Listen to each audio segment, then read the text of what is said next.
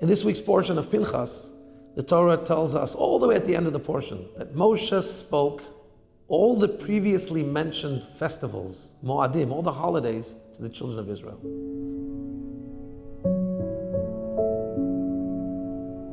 You know, there's a similar verse a couple of books back, the book of Vayikra.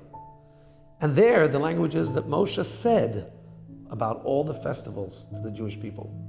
There's two different ways in the Torah for saying say. There's Vayidaber, which is spoke, and Vayomer, said. One is softer, one is more instructive.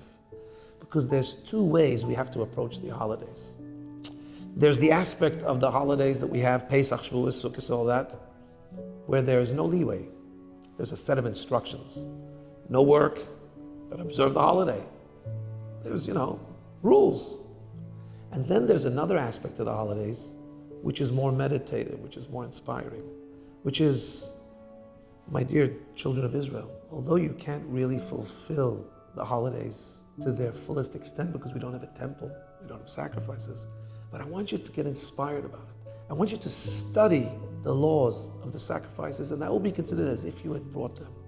You see, there's the blanket rules, no work, and for that, God uses the terminology Vayedaber, the more strict language. When Moshe communicates to the Jews, he says it kind of, resolutely, factually, this is the way it is.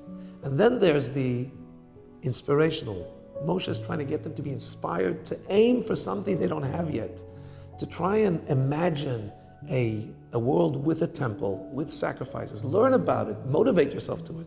For that, Moshe has to speak to them more gently.